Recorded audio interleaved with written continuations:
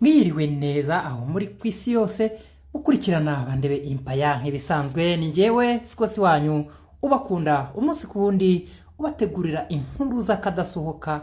Uyu munsi nkaba nabateguriye inkuru rwose yakasamutwe kuri buri muntu wese utaruyizi, ndetse bigiye no kumutungura nta na kimwe rwose ari burenzeho ku buryo ari bwumve. Uyu munsi inkuru nabazaniye iravuga kuri perezida wa Zimbabwe Robert Mugabe.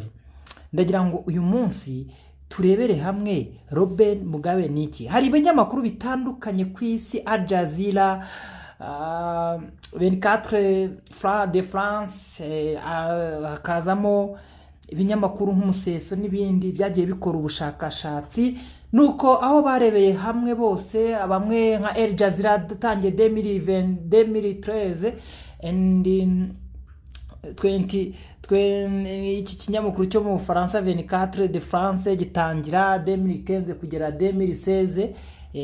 Nuko ikinyamakuru umuseso cyo cyatangiye 2018 and kugeza 2019.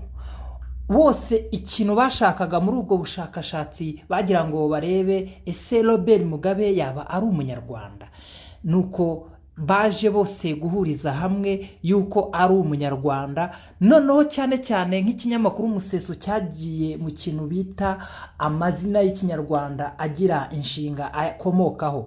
Bararebye basanga Robert Mugabe biva ku nshinga kugaba cyangwa gutanga. Nukuvuga ngo iryo zina rishobora kugirwa n'umunyarwanda cyangwa umurundi. Basanze Robert Mugabe avuka aho bita mu Gisaka, yahoze yitwa kwa Kimenyi, nihavuka. Nuko Robert Mugabe uyobora Zimbabwe nyakwigendera.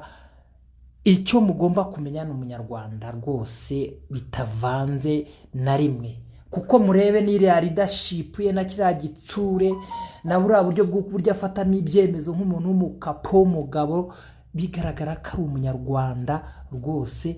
Kuko duhereye ku buyobozi bw'u Rwanda bwahuye igihe ubu ngubu, mubona yuko rwose uburyo bw'imigendere ye n'umugendere ya leta y'u Rwanda yahuye igihe rwose mu rwego rwo gufata ibyemezo nta kurya iminwa, ubona rwose ko ari bamwe. Niyo mpamvu rero Robert Mugabe ni uwacu rwose. Ahubwo rwose dutangire nk'uko twagize ubushakashatsi bwo kujya kureba yuko ari we, tugende dupanuwe mu buryo bwo kugira ngo umuryango we, umuryango akomokaho, abana be n'abandi dukomeze tubazane mu rwababyaye rwose. Murakoze, murakaramba. Namwe ubishidikanyaho ashyiraho komenti, kandi mwibuke gukora subscribe kuri Bandebe Empire. Ndabakunda cyane. Ciao.